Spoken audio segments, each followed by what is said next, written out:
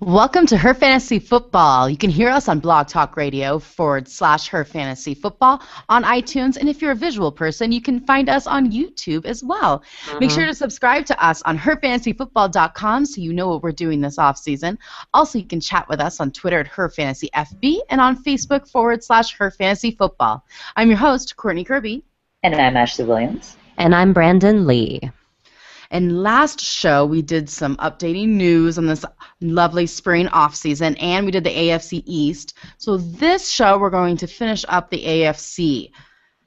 It's, it's a lot of work. No Deflategate this time, but, plenty to talk about. So we're going to start with the AFC West. I'll do the Denver Broncos.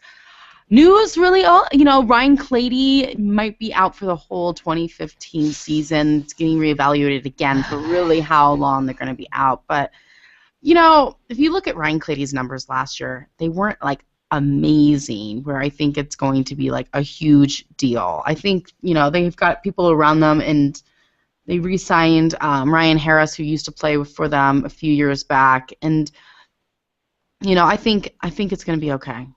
They've got plenty of skilled players. So I don't, it's a little bit of a blow, but they'll take it. Harris has also played with Kubiak's system as well, so it's kind of good on both ends. He's been a Bronco and he's played in the Kubiak system, so I don't think it's going to be that bad.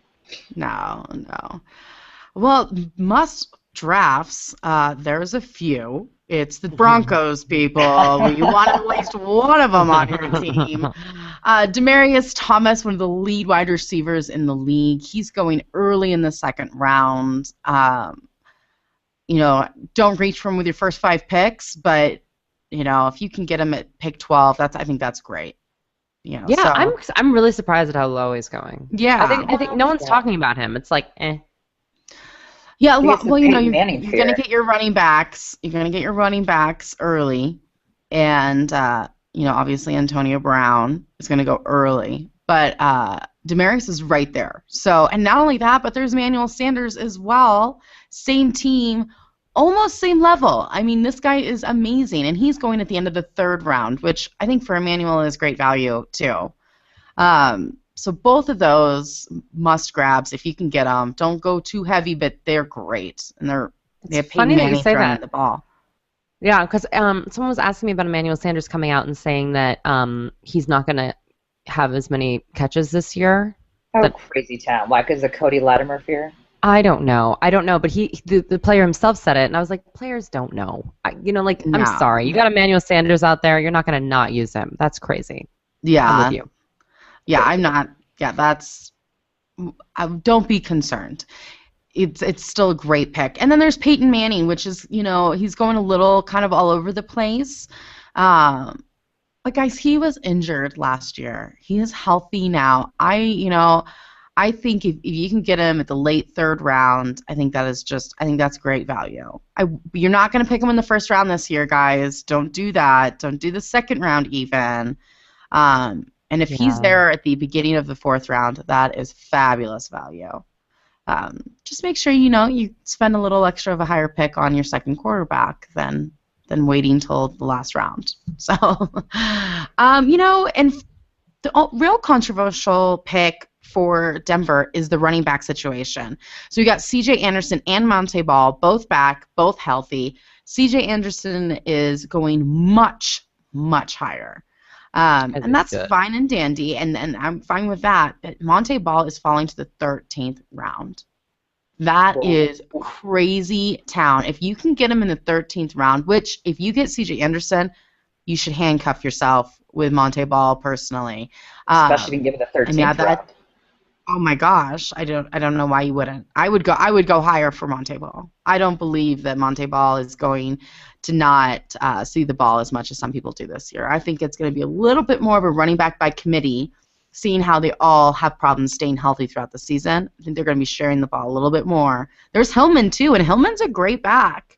Yeah, he did really well last year. Yeah, so I think there's going to be a lot more sharing this year than people are anticipating.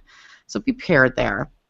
And then we do have Cody Latimer. He's a sophomore this year, and he's a great example of a sleeper. Wes Welker's gone. He's 6'3" and fast. Yep. And he's still competing to get there on the field. So definitely keep an eye on him this offseason and make sure that he's being used. People say he's going to be, but sometimes he's not. People drafted him last year and he didn't do anything. So just definitely watch that this offseason. They have other options.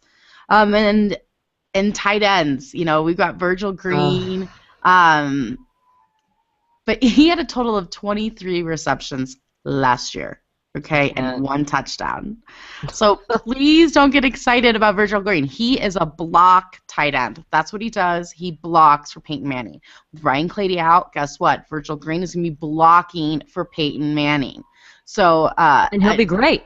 And he'll be great. Yeah, he'll be great at that. If you're a Broncos fan, you're excited for Virgil Green. Yeah. But for a fantasy aspect, that's not the case. Okay, no. And either way, your tight end that's really number 1 for fantasy is Owen Daniels. He's 32 years old, and he's not my favorite, but him and Gary Kubiak have this bromance for life, it seems like. I mean... Yep. I can't believe Owen Daniels is only 32. He definitely feels like he's in his solid 40s to me. Oh, yeah. Doesn't he feel like he's been here forever? He feels mid-30s. I'm like, you're my age? Seriously? Well, he played for the Houston Texans under Gary Kubiak. Then he went to Baltimore under Gary Kubiak. Now he's with the Broncos under Gary Kubiak. Yeah. His best year was in 2012 when he had 716 yards and 6 touchdowns. Now, we are talking tight ends here, so... Yeah, I don't know. But he's going in the 12th round. I think that still is too high for Owen Daniels. Sorry. Sorry. I know. Sometimes value isn't value. No, right. He has like 3 good games a season, and that's it. Frustrating. So... Yeah, I mean, it's but he's a tight end. They're all bad. So right, it's not going to be a Julius Thomas situation this year for the Denver Broncos and tight ends. I do think Virgil Green is going to see more touches, but it's not going to be fantasy worthy. Yeah. So agreed. Not being fantasy worthy. We've got the Oakland Raiders. So it's really funny. We were doing our write-ups, and Fran and Courtney were mocking me because I have like 2 pages worth of notes on the Raiders, and they're like, "These is the Raiders, Ashley." And I have to agree, but I always feel guilty when I don't cover teams. It's like I feel like I got to give them some sort of love. I got Raiders fans are mad at me. Anyway, okay. Latavius Murray, I would say he's a must draft. My issue, my biggest concern with Latavius Murray is the fact that there's actual conversation about the fact that he is in competition with Trent Richardson for the starting job. Please. And I'm like, anytime you are even remotely in the same sentence as needing to compete with Trent Richardson for a starting job, I'm a little concerned. That's a bad place to be in. With that said, last year's stats didn't really actually show what this player can do. He only had 82 rushes for only 424 yards and 2 touchdowns. Not great. Granted, he didn't play the entire season, but he's going to be a solid player. I feel really good about him. And the plain fact of the matter is he's a starting running back for the NFL, which means someone has to draft him. Period. Is what it is. It could be you. Michael Crabtree. Not me. I've never been a Crabtree fan. I will not apologize for that. He's done me dirty. So it's going to be hard for me to be a supporter all season long. And quite honestly, his last good season was in 2012. So, with that being said, he was injury-riddled. He now is going to be coming to a receiving core with Derek Carr. Maybe he'll have better chemistry with Derek Carr than he did with, Colin Kaepernick. Let's hope. But he has lost some speed because of his Achilles ankle injury. But he does still have solid hands. So, your choice on Crabtree. I don't go down that road, but you feel free if you want to tie yourself. Well, where is he going? Way in the 17th, 18th round? Yeah, almost 18th. I think that's great value. Yeah, I think that's great value. Yeah, like I don't mind picking him up at the end of a draft. Yeah, absolutely not. If he's I going had a in the huge 8th problem round, putting him in the top 20. Yeah, no. Oh, that's great. That's crazy talk. I mean, no, but in years past, he's always been a top 20 guy, and every year always. I'm like, really? Yeah, always. But the issue is we've got Murray Cooper here, who's now the hot shot receiver, which could be good for Crabtree. It might open Crabtree up a bit, because he really hasn't had another hot shot receiver with him. I mean, he had Anquan Bolden, but does he have a retriever? I love Bolden. Get to the bottom of that. Did I say retriever? He would. Yeah. He would. You corrected it to receiver, but it was really cute. He doesn't have a hot shot retriever. If he He does, would that's have a adorable. retriever. He would have a retriever. He'd I think totally that's have a a retriever. totally appropriate dog for him. Yeah. Yeah. Anyway, I love Cooper Cooper. this year. I do. Mhm. I am too. I'm excited for Cooper. I think there's going to be some good potential here. He was the number He'll one be draft pick overdrafted. overall for the Raiders. And they really like him. They think he's the real deal. They say he makes almost no errors. He runs great routes, consistent route runner. These are the things that are essential for your wide receiver one on a team. So the fact that he's coming in as a rookie and is already doing this and they feel good about it is fantastic because the routes are usually the biggest problems that they can't pick up on the routes in the NFL and the speed of it. So we've got to wait a little bit till OTAs and preseason is a bit more in full swing, but I feel really good about him. The 5th round is kind of high. I don't know Yeah. if I'd go that high for him. I would say go he's going to be that, yeah. overdrafted. I love him as a player. Yeah. If you're in Dynasty, I would draft him high, absolutely. If you're in a redraft, man, you're still on the Raiders and you're still And a a rookie. rebuilding team with Yeah. lots of young people. Yeah. Very talented, though. Very talented. So, Yeah. you know, I who did have knows? that He in my might notes. be- I'm like, don't stretch too high for this guy. He is, in fact, still a Raider. Yeah. I need to see more from the. I mean, but everyone's hyped up about the receiving core with Derek Carr, but I need to see more. I would not stretch in the 5th to 6th for him personally, but sleepers not a whole lot. Josh Harper, that's an interesting one because he's a wide receiver that used to play with Derek Carr in college, and he did really well with him. So there could be some interesting chemistry there, but he's on the verge of even making the team/practice squad, so got to keep your eye on him. But it's intriguing. They did play really well together in college. So and then Andre Holmes, you never know about him. And then people also are hyped up about Roy Halou. I can't say I'm on the same hype with him. They've also got Marcel Reese. So you got Marcel Reese, the fullback. You got Roy Halou. They're putting in a running back role.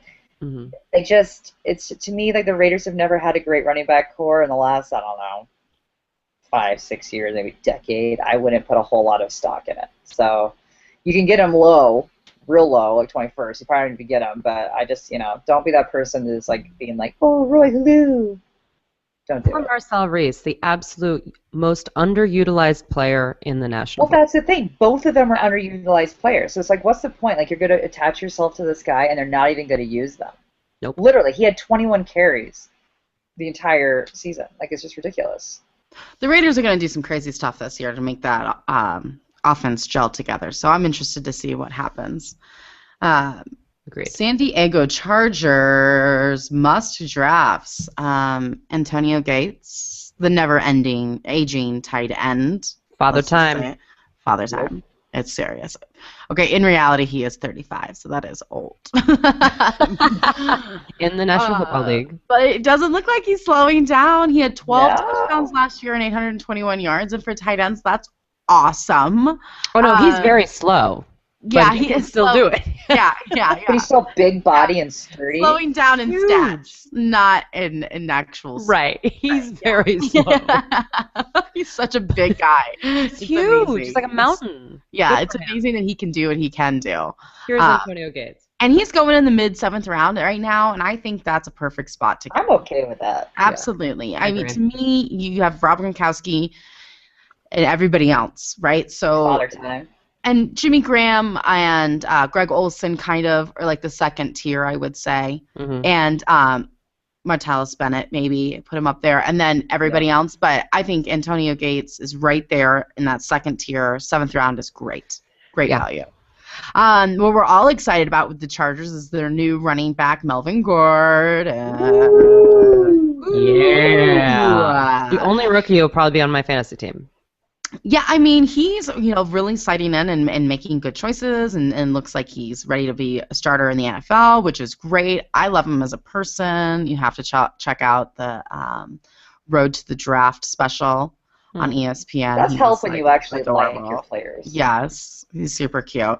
But I don't want you guys to forget, Danny Woodhead is back this year. He was injured early in the season last year, and that man is a beast, okay? He, in 2013, exactly, he had over 1,000 total yards and 8 touchdowns, 76 receptions as a running back, as a second-tier running back. So, I mean, yeah, in PPR leagues, I mean, do it. Money. He's going as high as the 13th round, and I think that is completely appropriate for Mr. Danny Woodhead. I love him. Especially I think if he's going to be you're a sneaking rookie. even higher and higher. Yeah. You're going to need that that veteran leadership there with the rookie running backs. So I think he's going to get a lot more playing time for that reason alone. And listen, these are the receivers you have. You have Keenan Allen, who had an off season last year. Maybe that was his sophomore slump. Maybe he's going to come back. He is going pretty high for a guy who didn't do that well last year. So not going to say don't take him, but make sure you're getting your money's worth. There are other consistent wide receivers with great quarterbacks that aren't going against such tough defenses that you might want to sneak.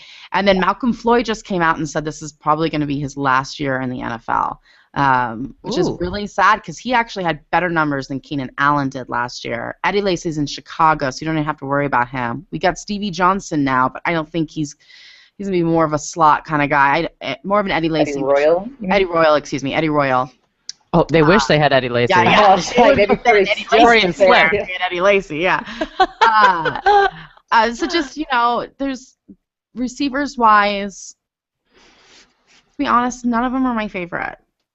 For how high Keenan's going, I don't know. Not when they have Antonio Gates. I do love Phillip Rivers as your second quarterback, and if you are going to stack yourself up on receivers and running backs and get that Rob Gronkowski early, Phillip Rivers as your number one quarterback is not anything, to hate on. I like him. He was a 13th ranked quarterback last year.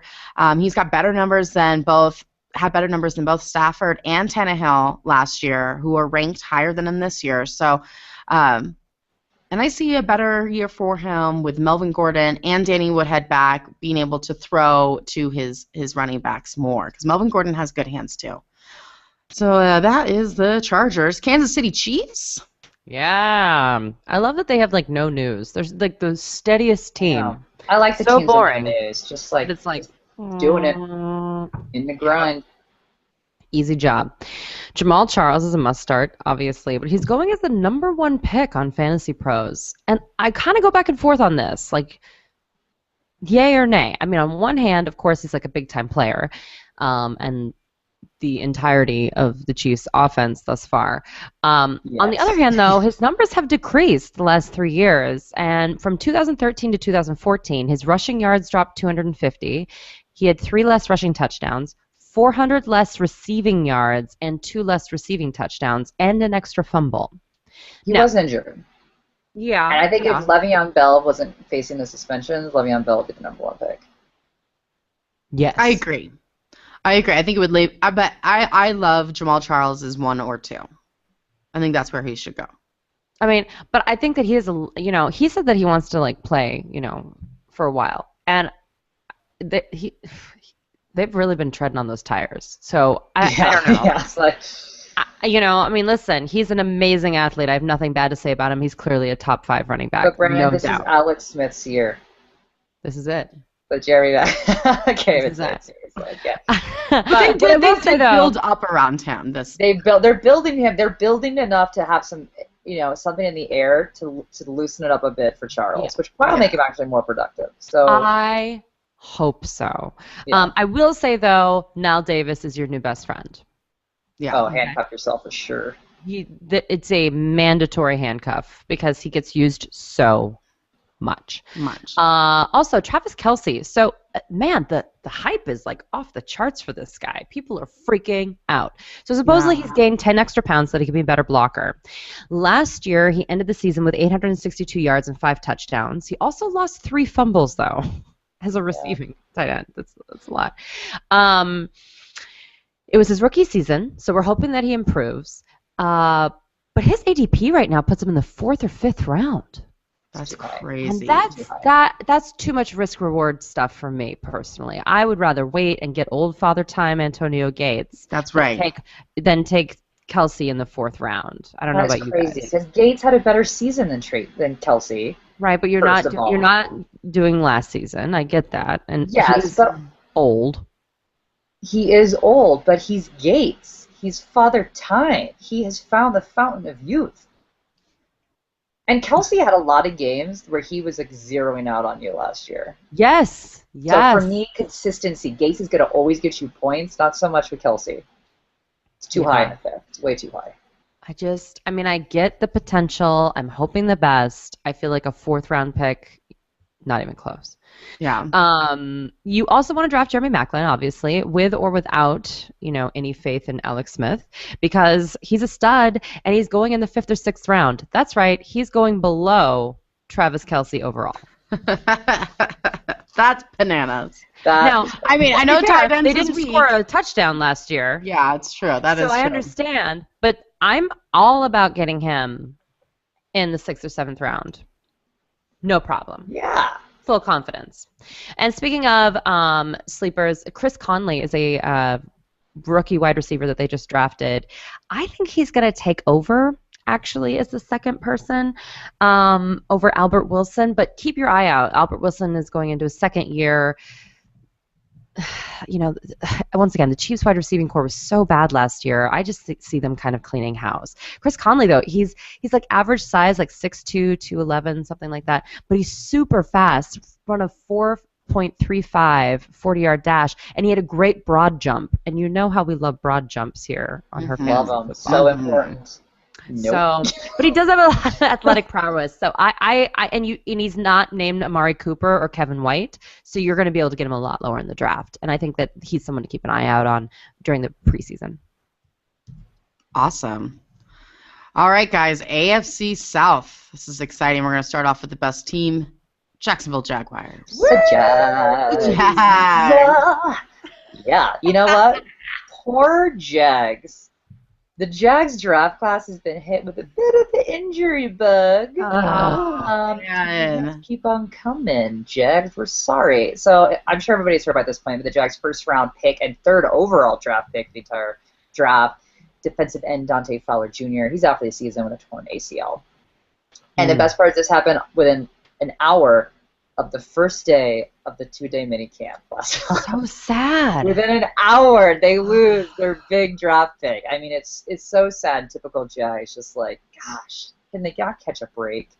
And then they just lost James Sample for at least a little bit. He's a free safety.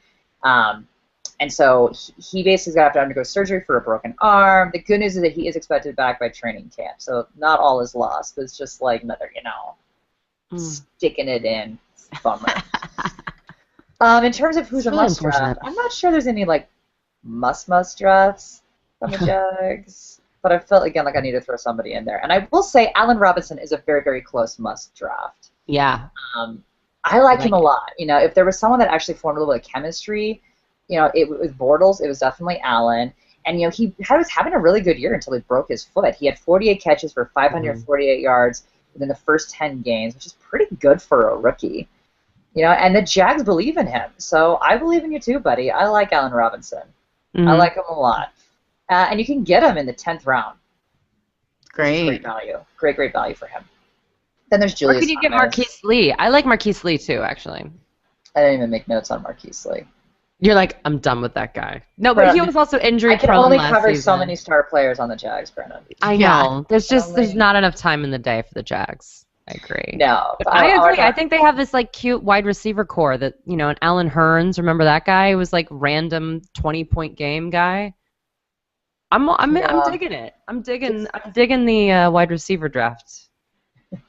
But the problem is Bortles needs time to throw the ball. That's where it gets problematic. I'm ignoring that. Hopefully. And then Julius Thomas, our buddy, who I'm talking about next year, doesn't help that out either, is the fact that he is not a blocking tight end. That is not Julius Thomas's strong suit. No.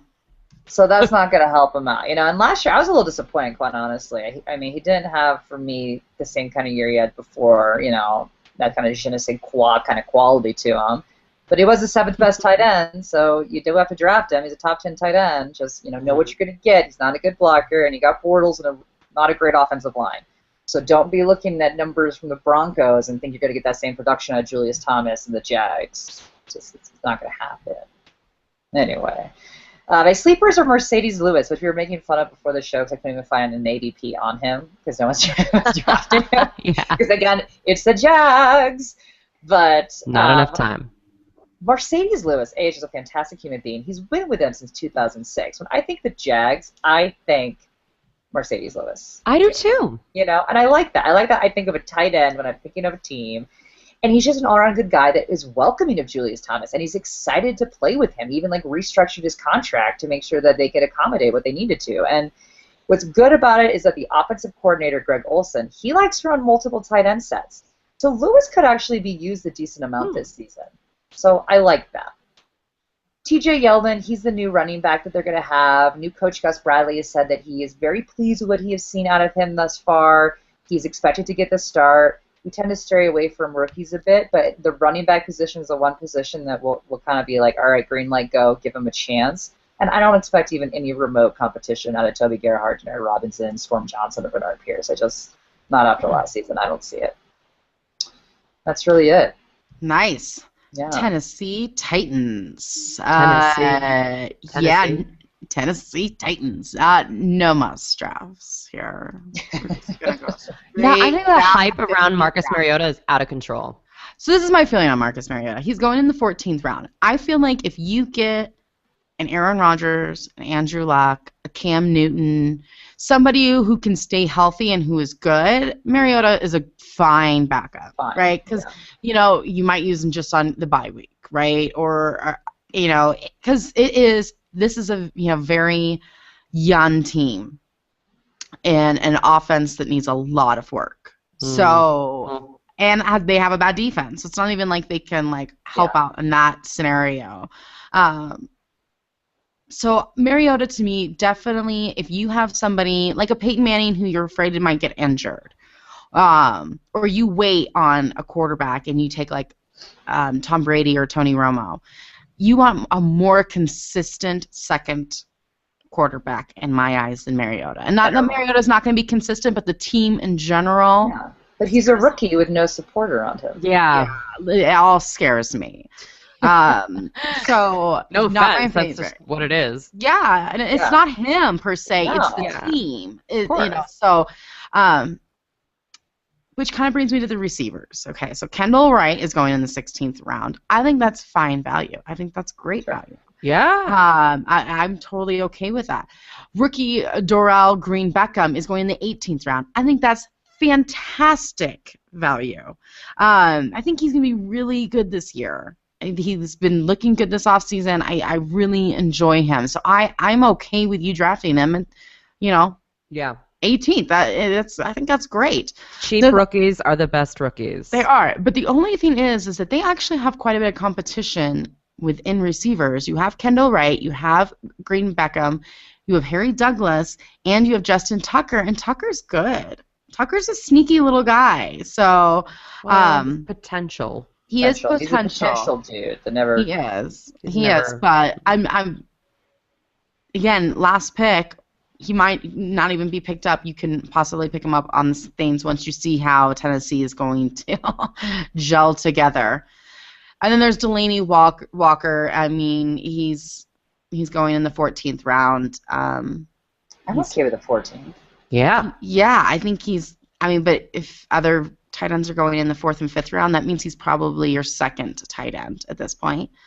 Or not, because with a rookie quarterback, he's going to have to dump off short yardage a lot because he's going to be pressured on what to do, and you're going to have Delaney Walker right there, a big body to catch. Well, yeah, and you're not going to want to rely on the running backs, Bishop Sankey or rookie running back David Cobb. Certainly are not, no. No, and they're going in the 12th and 13th round, so pretty close to each other. So definitely watch Tennessee Titan this offseason to see the competition with all positions, all skilled positions, because it's there. And so you don't want to draft the wrong one. So, but as of right now, you really don't have to draft any of them. No, right now there's not a right one. No. Right now. You don't have to do anything. Colts, the opposite of the Tennessee Titans. You're drafting everybody. Here we go. Yes, you are. Did you know that the Colts have the oldest roster in the NFL, the average age? That's crazy. Fun little They fact don't seem old. They don't seem old. No. I mean, with Frank Gore and Andre Johnson, I think that really bumped them up. Pick that average up a bit. Yeah. I want to hang out with T.Y. Hilton and his wife. But I believe what I read is they actually had one. They had the oldest roster last year, and then this just really bridged the gap on the old teams. I was surprised. But what I love, by the time I feel like old, the average age is 27.5. And I'm like, screw you. That's the ancient age. Kill it be 27. It's a good thing I'm still 25. Right. Yeah, exactly. Anyway, like Courtney said, we're drafting everybody. You got Andrew Luck. He is going in, the first round, the second round, depending on how many teams you have. The first of the quarterbacks is going to go off the boards. And I shouldn't have to tell you why you're drafting him. He was, the top quarterback last year. He's probably the top unless you quarterback played him this in week year. 16. Sure, that was not ideal. Brandon's still bitter on that one. But he even has more targets this year. That's the thing. They've added even more talented people around him. He's got an even better year. It's going to be huge. Love him. I know. I'm just a Debbie Downer. Yeah, I feel you. I get it. T.Y. Hilton, guys. He's been touch and go for me because he burned me a few years ago. But he should be rejoicing at the Andre Johnson pickup on the opposite side of the field. Plus, Philip Dorsett, who adds another threat in the air and another speedster that he needs to be covered. All this could do is open up more options for Hilton. Hilton is the wide receiver one. He's the main guy there. And what I'm even more excited about is Frank Gore. Frank Gore is going to finally open up even more of the passing game for the Colts because they actually are going to have a running attack. Love it. Amazing. Love it. Mm-hmm. And let's hope they actually use Frank Gore, unlike the San Francisco 49ers. It's so irritating. I don't care this guy is 32, but he's a powerful runner, and he's one of the toughest runners to bring down in the NFL. And, there's nothing in my mind bad about Frank Gore. What I will say is make sure you handcuff yourself with him, though. And Andre Johnson, super jazz for Andre Johnson. What I like about him is that he's never really played with, let alone a good or incredible quarterback, let alone a Hall of Famer potential quarterback in Andrew Luck. Yeah.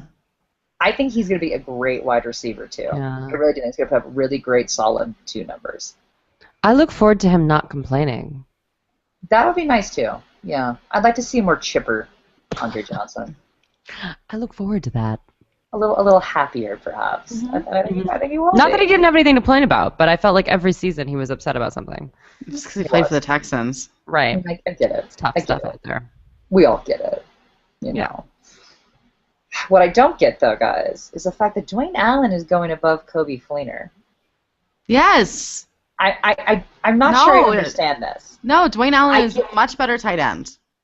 But he's a better all-around tight end. And Coby Fleener, his drops were out of control. I know, but and Dwayne Allen was injured last year, so they didn't use him as much. They used him more as a decoy than anything, and I think he is better. But they use him as a bigger body. The Colts, they like to operate with their 2 tight ends. They like both of them. I like both of these guys. I would draft both of these guys. And Fleener has some really bad drops, like really, really bad. But they use Fleener more. He's more of an offensive weapon, whereas Dwayne Allen is a bit more of the body. Dwayne Allen is like the true tight end in terms of football, and Coby Fleener is much more of a fantasy tight end that you actually need to score you points.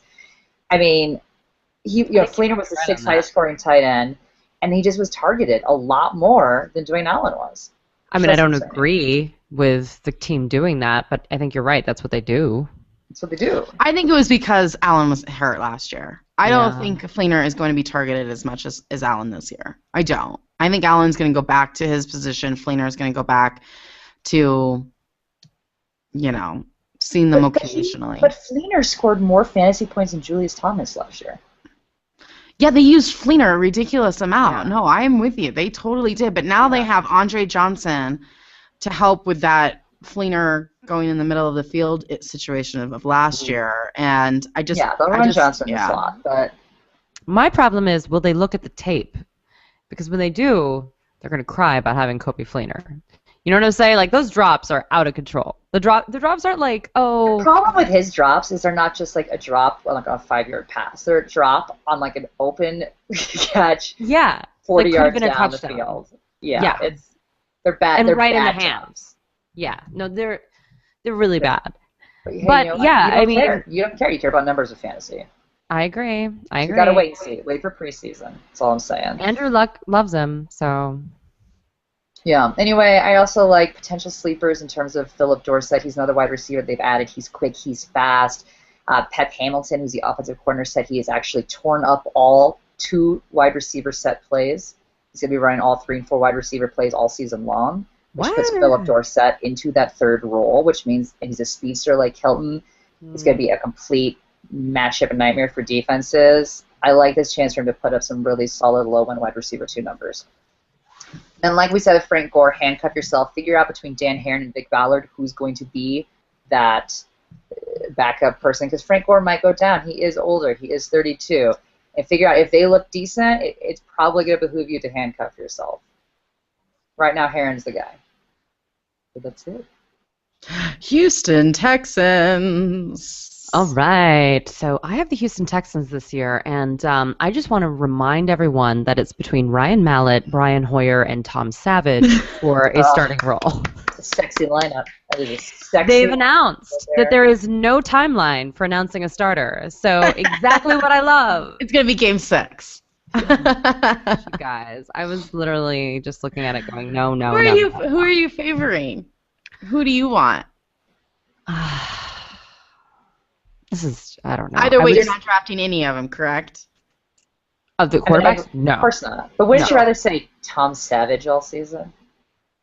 Tom Savage. It's a great name. Tom Savage ravaged the field last week. I think there's a possibility of Brian Hoyer doing some damage. Yeah. I think go Brian Hoyer. I think he's my favorite. Yeah. But I don't know. I need to see it. I need to see it all Yeah, together. and it might just be like we're still like tainted by Cleveland with Hoyer, so like we're rooting for Hoyer just in general in life. But I don't think that not announcing a quarterback is helping someone like Hoyer out, who had to go through this whole back and forth all last season. Right. Well, he knew that going into Houston. But he knew that going into Houston. I think that this is fine. These guys are young. They need to figure it out. Yeah. So I'm okay with them not announcing it yet. Right. So thank goodness they have Arian Foster. Now, let me take a moment with Arian Foster. Okay. Yes. He is injury prone. Let's just put that out there. That is the truth. It happens. You are going to have to every week check the injuries, and you're going to have to determine whether or not he's playing. But when he is playing, he accrued 90-plus total yards of offense and or scored a touchdown in every outing except one. He is awesome. Like, mind-blowing. And what's going on? His ADP puts him in the second round. So imagine that you got Gronk or Odell Beckham or Antonio Brown, and then all of a sudden you get Arian Foster. Yeah. Yeah, I'm okay with that. Or you get, you can even get Le'Veon Bell with like the 4th pick overall, and you can, Arian Foster might still be there. Wide receivers are deep. Insane. So go with Arian Foster. I'm telling you, Yeah. I just want to re-emphasize that he is huge. And then what you do is you coddle Alfred Blue like he's your baby. You love him so much, and I don't care what you have for a bench, you have to have him on there. And just switch him in. Like on Sunday, just switch him in if you need to. Just do it. Just don't think. Don't think. Just do that. Don't overthink it. DeAndre Hopkins. So he's going in the 3rd or 4th round, which is a little high. But then I looked at his number, and I was like, no, not really. He had 1,210 yards last year and only 6 touchdowns because it's Houston. But that's great. And that was his sophomore season. This is his 3rd year. That's usually when wide receivers take their jump. I'm all about it. If he's your 2nd or 3rd player taken off the board, 4th player taken off the board, yeah. I think you can feel pretty confident in that, and I do think that he is talented enough to take the 3rd-year leap. So, I like him. I do. I'm glad he's not going in like the 2nd round. I got a little nervous. That's too high. I would way say too 4th. high. I think I would 3rd say round is 4th way for too him. high. I'd say I think if you get him in your 5th, you should be happy. Because quite honestly, I do you think won't it make it helps back. that you had Andre Johnson on the other side of the ball, which is a threat. He's Andre Johnson. You do have to definitely still defend him. Yeah, he's going to be now the number 1 does not receiver. have that same kind of reputation. Yeah. No, but I was going to say Cecil Shorts is Mr. Sleeper. He's borderline not even getting drafted. He is the number 2 guy. He did have some talent, but he was playing in Jacksonville. He's Mr. Sleeper every year, so it's tough to know. But he's going to be in the slot for sure, and he may also be on the outside. And, of course, they didn't be in the slot if it's going to be Ryan Mallett or Brian Hoyer. He might be getting a lot of passes. Right. So I agree. I that think he's a Cecil sleeper. Short's value is fantastic. Yeah, because you can get him I feel completely opposite with DeAndre Hopkins and Cecil Shorts. Not saying that Shorts is better than Hopkins. I'm just saying for the value, what you're spending on them. Yeah. I mean, in the 3rd or 4th round, I'd rather get my first tight end and or another running back than or my first quarterback, then I would want to spend it on DeAndre Hopkins, personally. Yeah. I mean, it's a leap of faith because it's Houston. Yeah, All of them are. exactly. You know? Yeah, Except for Arian Foster. Yeah. Except Foster. He's amazing. AFC North, Cincinnati Bengals. So I'm excited. I was telling Courtney, it's so weird when you had covered a team. I don't know if you feel the same way, Brandon. And then you didn't cover it the next year, and then you have it again, and it's almost like relearning. You're just babies. You're like, oh yeah, oh I forgot about you. Yep. Oh, there you are. There you are. Well, Jeremy Hill is not someone to forget by any means. Perhaps you will not be as surprised I was, but I was to see that he actually had more points than C.J. Anderson and LaShawn McCoy last year. Yeah. Mm-hmm. Which is pretty impressive as he was in a running back by committee situation. Absolutely. It definitely kind of waned out towards the end there, but he definitely still, with Giovanni Bernard, had split carries. So the fact that he was able to do so well, I'm very impressed with. He was a top 10 back last year, and hopefully that encourages the Bengals to stay, on the right path here and not do a committee. Just run Jeremy Hill. Run him all day, every day. Just pound and ground him, okay? AJ Green, I am not hitting the panic button, AJ Green, because of his subpar season last year. And by subpar, I mean he was still the 24th best wide receiver last year, people. Yeah, still a starter. Still a starter. He's a very talented and tough player to defend.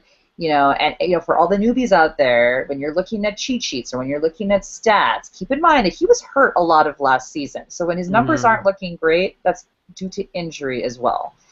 It is also rumored that he's having the best spring ball of his career right now. And I want to believe it. I like it. I'm all in on AJ Green.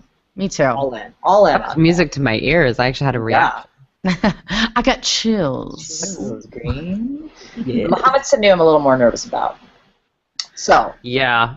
here's the deal with Sanu. So while we were hoping for a big season out of Sanu, he was still the 30th best wideout in 2014, which isn't bad. He had huge games. Huge games, but the problem is it wasn't great all season. It wasn't great the whole season. So this is a tough one because with him, it's going to come down to chemistry.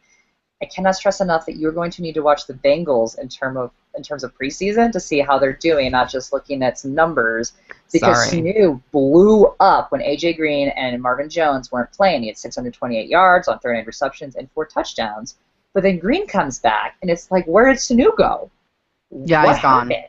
He only had 17 catches with a total of 162 yards and 1 touchdown after that. It's like he completely disappeared. Yeah. So if we are able to find a good chemistry with Green, Jones, and Sanu, who are all back and healthy this year, and they're able to have a chemistry and they all know their roles, I think all three of them could be fantastic. I think all three of them could be fantastic as well. Yeah, this could they be just have the crazy trio of receivers. Yeah, they got to know their roles. Like in Which Denver, Marvin Johnson is one of my sleepers. You can give him the 19th Marvin round. Jones, yeah. Or Marvin Jones, yeah. 19th round. This guy, let me just get into him. I got really excited with Marvin Jones. So he did not play a single play last year. So many people are going to forget about him. Clearly, he's going the 19th, and he's going to drop down, and you are going to get a steal out of Marvin Jones. To give you an idea of the impact this guy can have, is that as he was the number 3 wideout, but he only started 3 regular season games in 2013, but he had 51 catches for 712 yards and 10 touchdowns as the 3rd wide receiver. No wide receiver 3 gets 10 touchdowns. None. Awesome. None. He is crazy. And Dalton loves him. Dalton's got the best chemistry with Jones, so get your hands on this guy. Seriously. Stay healthy. Stay healthy, baby. Stay healthy. Come on, Marvin. And I just like to say Marvin. I'm pretty excited for that, too. It's a good name. Giovanni Bernard, I will finish up with him. The Bengals definitely shifted a bit from that running back by committee. He kind of didn't get as many touches. But, with that said, they use Bernard a lot more than they do Hill in terms of out of the backfield in the passing game. Bernard had 43 targets and 349 yards for 2 touchdowns compared to Hill's 27 targets and only 215 yards. So if you're in a PPR league and you need someone really low, Bernard's not a terrible option. Think flex. Flex. I like Bernard too. I do too. Yeah. I'm a Hill girl, but Bernard is very nice on the palate. Yeah. And Giovanni, great name. Giovanni. Another great name. I've got Giovanni. I've got Marvin. I've got Sanu. Yeah, and you got Andy. And I got I got my The ginger Cleveland back. Browns. Josh McCown has already been named the starter. Surprise. So, yeah, they said that they want a game manager that won't turn over the ball. So, like last year, we're not going to discuss Johnny Manziel because we don't discuss backup quarterbacks. However, in this one show, I will say the hate has gone way too far. And the amount of internet hate towards this guy is so irrational. You guys all loved him. We couldn't get you to stop talking about him all last season. He has 2 bad games, and now he's the worst player that's ever been in the National Football League. I don't understand. Some slack. He was a rookie. This is why we need to stop putting these expectations on rookies. It's ridiculous. And he wasn't named the starter back then either. No. You're judging him on a scale that doesn't exist. That's right. And we don't hate Manziel. Yeah. We just don't even talk about the backup quarterbacks unless the starting quarterback gets hurt. That's right. We're not going to talk about Colt McCoy. We're not going to talk about Mark Sanchez. There are other people that we're not going to talk about. Sorry. But we are going to talk about I hope we are going to talk about Colt McCoy. You were so bad, so bad. Also, Dwayne Bowe tweaked his knee, but it's not serious. So I'm going to go from no must drafts for sure to draft sleepers on that note. Okay. The backfield's a mess. It's a complete mess. The guy who's going the top is Isaiah Crowell. I think he has the most potential. I think he's probably going to be the starter, but I also don't trust this team to start one running back. I think that it's going to always be frustrating. And now Duke Johnson, the rookie running back that they drafted, is going higher in drafts now than Terrence West, and I think that's fool's gold. I would just stay away from the whole situation or just get Isaiah Crowell and play him on bye weeks. But I don't think there's any need. And by the way, Isaiah Crowell's ADP is 90, so 8th or 9th round. I don't know, you guys. I don't know if I'd do that. I don't like it. However, what I am liking is their wide receiver core because someone has to catch some balls somewhere. So we're the number 1 guy. Do they? I think so. I think so. Listen, Dwayne Bowe's going 210th overall, and he's the number 1 guy. I am not a Dwayne Bowe person. I just want to put that out there. Yeah. But if you're talking about your last pick of the draft, you can pick up a starting wide receiver, and I'm not going to fault you. That's crazy. That's actually good value. That's great value. I would take Dwayne Bowe in the last round. Brian Hartline is at 228. I wouldn't take him because I think Hawkins is going to beat out Hartline. I'm sorry. Sure. Hawkins started all 16 games last year in Miami, and he only had 474 yards and 2 touchdowns. So I don't know why he is considered the starter. But Andrew Hawkins, he had 824 yards and 2 touchdowns with probably the worst quarterback situation in the National Football League. Ugly stuff. But he was a PPR gold mine at the beginning of the season. And if he can establish that relationship with McCown moving forward, I think he's a steal. Again, you may not even need to draft him. He's just someone you pick up off the waiver wire. Yeah. Imagine you don't have to draft Andrew Hawkins. Yeah, well, he's not even listed as a starter right now on the depth chart, which is nuts. But yeah, so I say that there's a little gold mine of possible receiver. Last pick of the draft kind of. Yeah. But I mean, do I think that you need to must start? Absolutely not. No way. Yeah. None of them. They're all. Well, thank you for doing the Browns because now we're going to the Steelers and you're drafting everyone. As high as possible. As high as possible. And here is where you're going to overpay. Spend your money is with good value is for the Pittsburgh Steelers. Antonio Brown is going 6th overall. No problem. Yes, please. I'm okay with it. I'm okay with 5th overall. I'm okay with him. Even if you want to get crazy and pick him with your number 1 pick overall because you don't believe in running backs, you know what? I'm okay with that. Yep. Antonio Brown is a freak, and he is amazing. So he led both in receptions and receiving yards with 129 receptions and 1,698 yards. I mean, that's crazy, and 13 touchdowns on top of that. So he's a freak. So we're okay there. Yep. Le'Veon Bell, yes, as of right now, he will be absent for the first 3 games of the season due to suspension.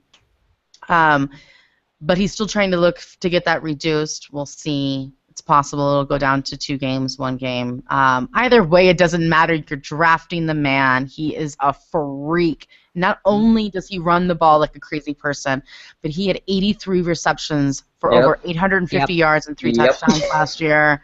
He is the most versatile running back in the league. Yes. I stand by that. I saw that there was an article about the Steelers that they were talking about how there is a bias because Tom Brady already has a date for his contesting his suspension, and Le'Veon Bell does not. Now it's different because he straight up was caught with pot. Period. End of discussion. Yeah.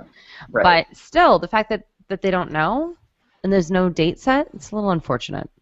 I agree. That is crazy. I didn't even think about that. That's true, though.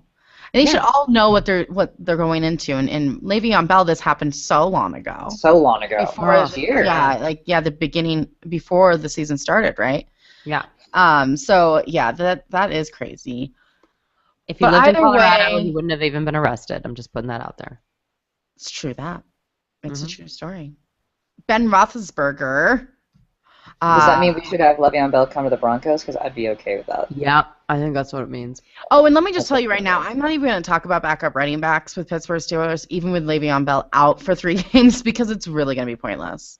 I wouldn't even do that. Like, even if you're drafting Le'Veon Bell, don't even worry about handcuffing yourself, because the second Le'Veon Bell comes back, that guy's going to be dropped, and I don't think they're going to use him. Who they're going to use when Bell is out is Martavius Bryant. He's going to be much more part of the game plan for the first 3 weeks regardless. I love him. He's the second receiver there. He's going around the 5th round. It's a little high, but he's got great potential. In only 10 games, Bryant had 8 touchdowns last year. So that's awesome. Yeah, and Roethlisberger, with all those weapons, he's bound to be amazing. And last year, he had his best year with 4,952 yards, 32 touchdowns, and only 9 interceptions. Yep. So yeah, I mean, don't expect him to get you points on, when he's running. He had 33 rushing attempts with only 27 yards. Not his strength. There's a reason why they call him Big Ben. Big Ben. He's not a big mover. So, but yeah. I mean, there really aren't any sleepers. So you're going to draft them, guys. Draft them. Baltimore Ravens. So Dennis Pitta can do some things at practice, and he's really, really, really, really trying hard to get back into football shape and to play. But the problem is that he's probably going to start off on the PUP or the physically unable to perform list, and that Max Williams, Max with 2 X's, will probably start at tight end. So Pitta is someone I will never draft, and maybe I'm just being irrational. Well, he keeps having hip surgery. It's very scary. It's very scary. His career might be over. So he's so injury prone. Yeah, huge surgery. I just, it's sad, but had to report it. And also, rumors are swirling that Joe Flacco is going to restructure his contract. I'm only telling you this because I want to remind you that he makes an exorbitant amount of money, and he's the reason why all these people have all these huge contracts. Once Joe Flacco got that big contract, everyone's like, I'm signing up. Boom. It's kind of like the Tannehill this season, where Cam Newton was like, oh, really? Tannehill's making $96 million? Agent, come here. I need to talk to you. I mean, literally, you guys, it's crazy how much money is going to be happening in quarterbacks, and it all started with Flacco. Must draft, Justin Forsett. Yes. Let me tell you something. I love this guy. His ADP is at 31 right now, meaning like he's like the end of the 2nd, beginning of the 3rd, depending on the size of your league guy. I'm all in. He is Mark Trestman. I want you to think Matt Forte light. That's what this guy's going to be next year, and I'm loving it. I'm loving every piece of it. And last season, he rushed for 1,266 yards, 8 touchdowns. He took down 44 receptions for 263 yards, no touchdowns, but still... They're saying he's going to double his receptions this year. Awesome. Well, and he's old, as people have been nervous about, but Justin Forsett has not gotten the wear and tear of other running backs. No, yeah. So you need to think of him as younger than he is, because he hasn't had that tear, I mean, he's going to be great this year. I'm excited for Forsett. He's going as a 14th running back off the board, and I think he's a top 10 guy easy. And not only that, but he had a rough time this free agency with like nobody wanting to offer him money. I love that kind of Easy. stuff with players because I feel like they just get even more energy, like more, will to do better because they want to prove their worth. And I think he's a perfect example of that. Yeah, I'm really glad he went back to Baltimore. I think this is Me a great too. situation. I love everything about it. Speaking of, I'm going to put Joe Flacco in a sleeper category. I'll tell you why. He's going as the 20th quarterback off the boards right now. Whoa. That's great. Awesome. If you're in a awesome. 2-quarterback league, once Great again, value. Mark Trestman. Maybe you know me, I'm a Mark Trestman girl. But Yeah. Okay, 20th quarterback off Oh, yeah. Oh, yeah. Sure. I mean, he's obviously not the guy I want as my starter, but okay. But as a backup, yeah. I'd take him over Mariota. Yeah, and Mariota's going up above him. Yeah, it's crazy. Now, here's the problem, though. This is why, and this is where the sleepers come in as well. And you're going to have to, out of every team in the National Football League this year, they're the ones that I need to see their preseason because the wide receiver core is crazy, and I don't understand it. So there's Steve Smith Sr., who, is kind of saying this might be his swan song. This might be the last year of his career.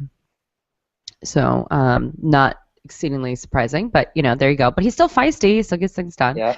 Brashad Perryman is the rookie wide receiver that they took early in the draft, and he could be the Kelvin Benjamin of 2015 because they just need him. Yeah. He may have a lot of drops like Kelvin Benjamin. I mean, it might be one of those things where it's like, well, he's still going to be really productive because they have to throw the ball to someone.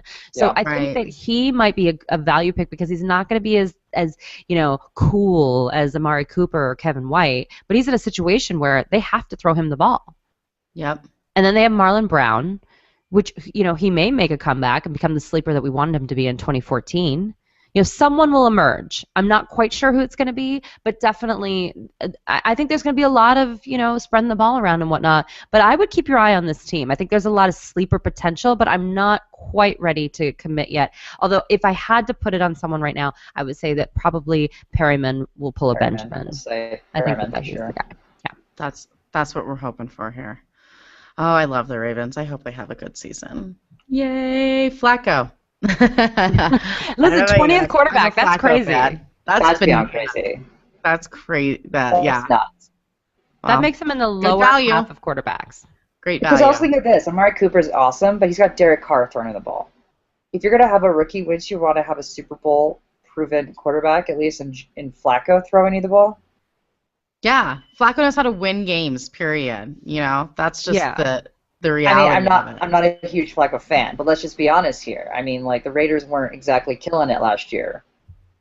Yeah. Right. Well, absolutely. No. Yeah. And again, guys, this is the first week of June. There's plenty of football to be played out. There's plenty of, people being able to compete for their starting spots. So, keep an eye.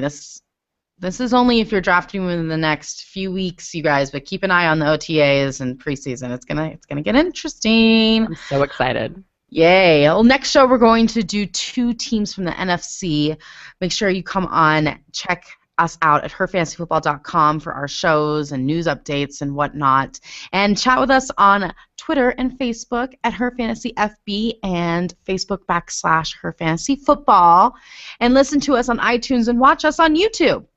It's Why kind not? We started a little while ago, but we're kind of like really getting into it. So hop over there, check us out. We would appreciate it. Until next time, no more faking it.